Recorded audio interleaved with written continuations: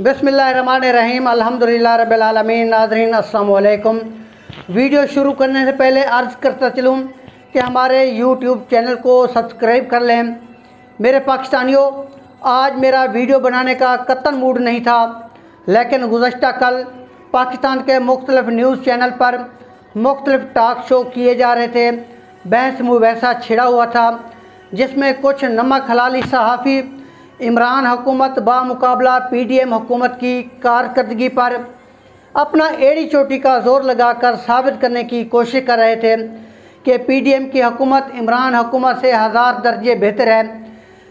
दोस्तों, मेरा पीटीआई से कोई ताल्लुक़ नहीं है और ना ही मैं इमरान खान का वफ़ादार सिपाही हूँ, लेकिन बाहैसियत पाकिस्तानी मेरा मुल्क मेरी जमहूरियत मुझे इस बात की इजाज़त देती है कि मैं सियाह को सियाह और सफ़ेद को सफ़ेद कहूँ। नाज़रीन, गुज़श्ता दिनों मोदी सरकार अपनी आवाम के इलाज के लिए सेहत कार्ड का इजरा करके बगलें बजा रही है।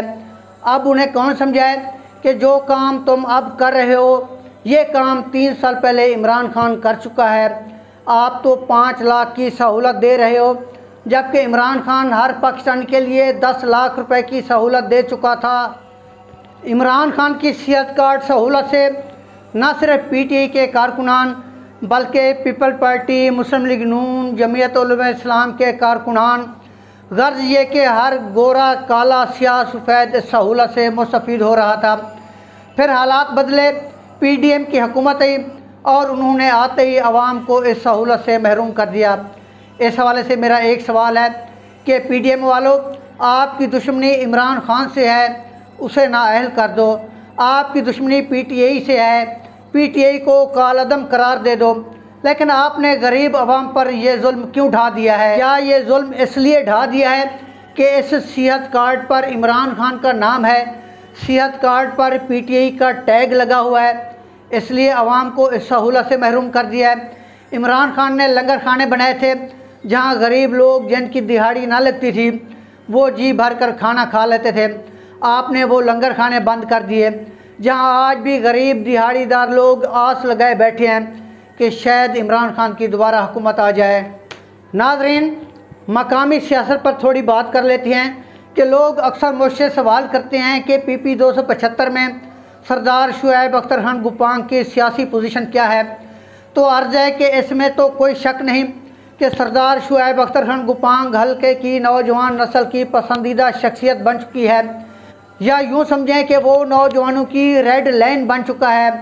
लोग उसे हर हालत में एमपीए देखना चाहते हैं, और जिसके लिए शुएब अख्तर खान गुपांग अपनी बेहतरीन हिकमत अमली से प्लानिंग कर रहा है और उसकी कामयाबी के आसार भी वाज़ेह दिखाई देने लगे हैं।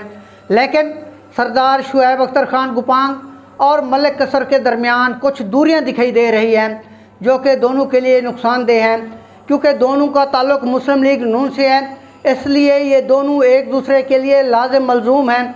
मलिक कसर पीपी 275 में मुख्तलिफ सियासी लोगों से जलसे जलूसों और तकारीब में दिखाई दे रहा है, लेकिन नाज़रीन, उन लोगों का सियासी कदकाठ कोई ख़ास ऊंचा नहीं, या यूँ समझा जाए कि वो सरदार शुएब अख्तर खान का मुतबादिल नहीं हो सकते।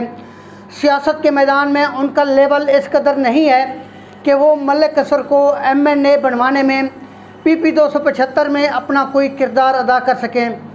बाकी हमारे खुफिया ज़राए मिस्टर एक्स की रिपोर्ट के मुताबिक शुएब अख्तर खान गुपांग इलेक्शन में कामयाब होकर अपने हलके की आवाम को एक सरप्राइज़ देने वाले हैं।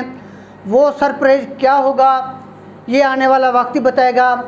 इस वक्त इजाज़त चाहूँगा, मिलते हैं अगली वीडियो में। अल्लाह हाफ़िज़।